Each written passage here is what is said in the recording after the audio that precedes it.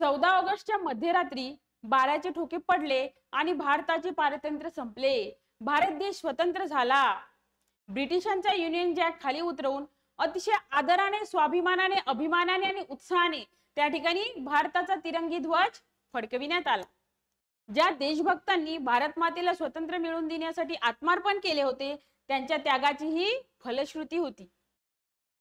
आज भारत देशाला स्वातंत्र्य मिळवून 77 वर्ष पूर्ण झालेली आहेत आणि 78वा वर्धापन दिन आपण साजरा करतो आहोत.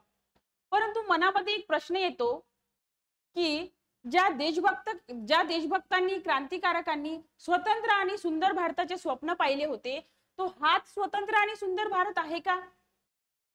कारण आज जर आपण बघितलं तर आपल्या समोर जीव घेणारी बेरोजगारी, महागाई, आरक्षण, जातीवाद, केवळ जातीवादावरून ऑनर किलिंगच्या घटना. आपल्या भारत देशाला तरुणांचा देश म्हणतात, परंतु तरुणांच्या आत्महत्या, शेतकऱ्यांच्या आत्महत्या, सत्तेसाठी काही पण, या आणि अशासारख्या असंख्य समस्या आपल्या समोर आवासून उभ्या आहेत. तुम्हाला सर्वांना माहितच आहे. मग या सर्व परिस्थितीला जबाबदार कोण? तर कोण जबाबदार आहे? तुम्ही, आम्ही आणि सगळेच. मग ही परिस्थिती बदलणार नाही का? हा स्वतंत्र आणि सुंदर भारत आहे का? तुम्ही, आम्ही सर्वजण स्वतंत्र आहोत का?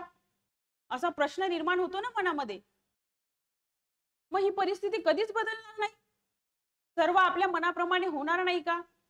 तर हा देश माझा याचे भान जराशे राहू द्या रे, या ओळींप्रमाणे जर आपण थोडा जरी विचार केला तर नक्कीच ही परिस्थिती बदलेल. या देशाने माझ्यासाठी काय केलं, यापेक्षा या देशासाठी मी काय करू शकते, हा थोडा जरी सर्वांनी विचार केला तर प्रत्येकाचा हातभार त्यामध्ये लागू शकतो. म्हणून प्रत्येकाने खारीचा का होईना वाटा उचलावा असं मला वाटते. आजच्या या 78व्या स्वतंत्र दिनानिमित्त सर्वांना मनापासून खूप खूप शुभेच्छा. जय हिंद, जय भारत. थँक्यू.